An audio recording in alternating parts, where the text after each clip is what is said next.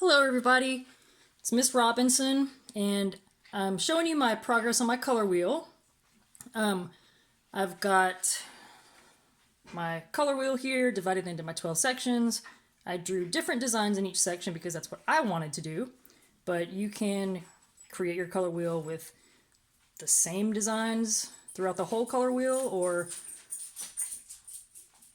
different designs in each section like I did, but I want you to personalize it and make it your own. One thing you have to know is really important for making a color wheel is you've got to have all 12 colors that are on the color wheel, which includes primary, secondary, and tertiary colors. It's really important for you to look at and read the presentation. It's a color theory presentation that's in your assignment because that's going to give you background information on the color wheel and how artists use it, and kind of some insight on why a color wheel is a tool that artists use.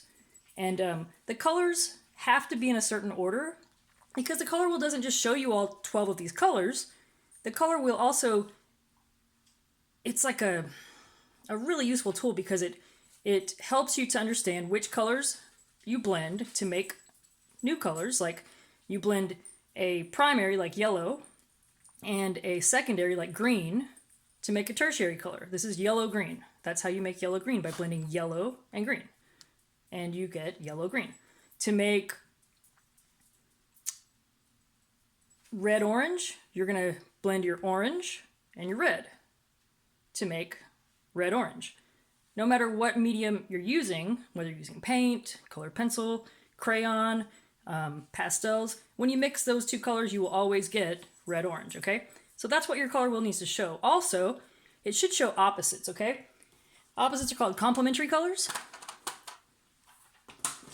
And I'm working on my red section here. I'm using watercolor pencils, but I haven't started to add the water yet. So this is going to be my red section here, okay? And it's next to my red-orange. And then the next one after red is going to be red-violet. Then my purple, then blue-violet, then blue and blue-green and back to green, okay? It's got to be in that order, and there's examples that show you this in that color theory presentation. I also added another example that's labeled to your assignment sheet in Canvas and emailed it to you guys through Gradebook. So make sure you do that, because if you don't do the right colors in the right order, it's not going to be a color wheel that you can use for anything. And we want you to create your own personalized color wheel that you can use for future art assignments to help you determine different color schemes that you want. Another color scheme is, like I was saying, complementary colors. They're opposites. They're positioned on opposite sides of the color wheel because they really are opposite. Green is made by mixing blue and yellow, right? Well, that means there's absolutely no red in the color green. So that's why green and red look totally different. And when you place them next to each other in art, they look very vibrant, and they really kind of stand out, create some contrast. On the color wheel, they're positioned directly across from each other because we're trying to show here that these are opposite colors. Your opposite for orange is going to be blue. Your opposite for yellow is going to be purple. That's why they've got to be in a certain order. Another color scheme is analogous color scheme. An analogous color scheme is whenever you use certain colors that are in a row. So it creates a very peaceful, sort of pleasant, calm sort of looking piece of art if you use colors that are totally related. It's like the opposite of complementary. Like green and green yellow are related because green yellow or yellow green has green in it, right? And it's related to yellow because it's got yellow in it. Yellow's related to yellow orange because of, well, it's got yellow in it.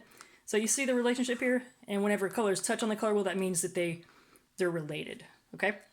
And it creates that analogous color scheme that we're talking about.